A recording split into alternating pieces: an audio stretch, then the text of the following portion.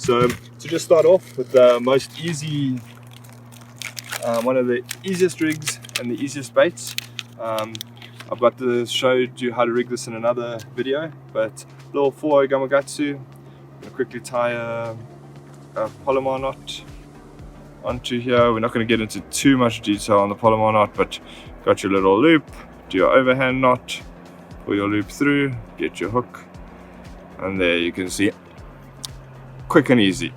There, I'm going to cut off your tag end. Just grab my scissors over here. Scissors.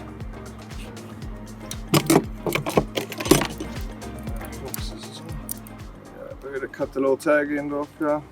So you want to trim that quite nicely. And as our weightless bait, I've got some D-shads packed here. So we're going to rig a little weightless D-shad. Great bait. And again, in our other videos, got the bait through. You want it rigged nice and straight so you can work the little skin rig there. And there's your bait on there. I'm going to show you it on a spinning rod. See a bunch of fish. It's a beautiful day out here. We've got a ton of fish out. These are a bunch of small little fish, but we're going to go target some bigger ones. I'm going to throw the weightless bait on the spinning rod today just so I can show you how simple it is. Before we go out on the water, I'm just going to show you some of the techniques with the weightless bait and how much you can do. So obviously one of your options is to just put the bait out into wherever you're fishing and just wait for it, let it sink down.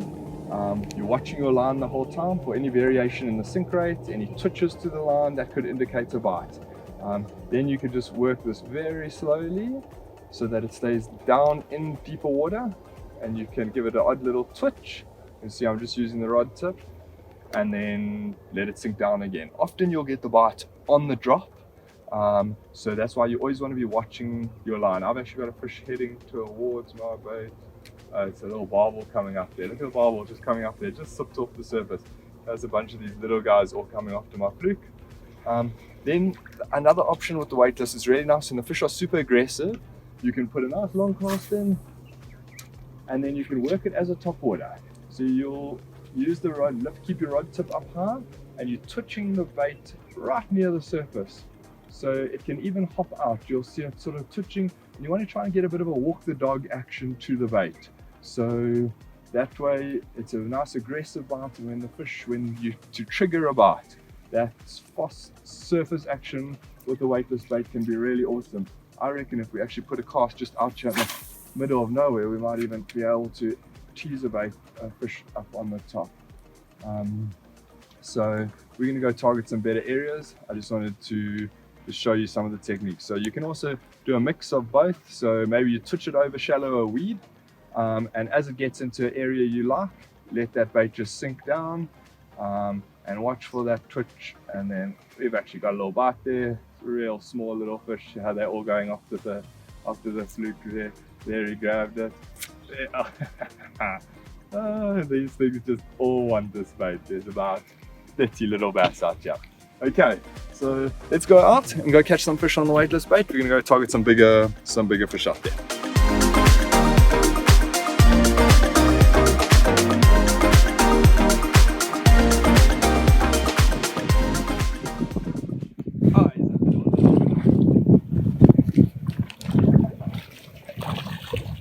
Okay, well there we go. You can see how aggressive these fish are. I mean, that's a tiny little bass there. You can see the size of the fluke. He's a real mini, but yeah, lovely to see how aggressive these fish are. And not the fish we're looking for today, but there we go. First fish on the weightless. Let's get it back there. Yeah. There are loads of fish on. Yeah. It's just like such clean, it's too clean, too still. You almost want some chop on the water and that. There we go.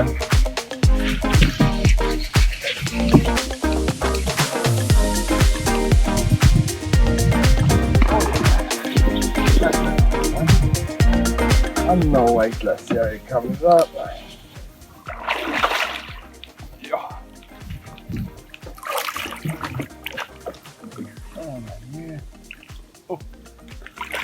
There we go. How's that? There's your weightless D-shad. Beautiful fish. I saw that line, it was just sinking on the outside of the reeds, like I said, watching for the little twitch, and I just saw the faintest little movements in the braid on the surface. And it's such a nice still day, so a little movement like that, I knew that was a fish biting, and get rewarded with that. Beautiful. Let's see him swim away here. There you go, little fish here. Off he goes. Gonna get bigger. Awesome. Weightless bait, guys. You can always catch it on one of these. It's such a nice go-to, and the fishing's tough. Like, these conditions are really, really hard, and that fish was still willing to come and pick that bait up. So that's fish number 2 on weightless. We're going to try and get a minimum of 2 decent fish on each type of bait. So let's carry on fishing this for a while and see if we can get something even bigger. Okay, so recap on the weightless bait we threw today. In our beginners fishing series, we threw a weightless 5-inch Zoom Super Fluke. We used a watermelon one. It was nice in the clean water. Paired it up with a 4 Gamakatsu wide gap. Unfortunately today, it was mostly small fish on the weightless bait. We couldn't get any of the aggressive takes, twitching the bait near the surface. All of the bites were casting the bait out, floating it down next to a weed patch, and yeah, like I say, nothing big on it, but we proved again that you can always catch on weightless bait. Great bait for beginners and great bait for just tying on for a little kid or whatever and getting to cast out. They got a good chance of catching, and it's pretty fail safe.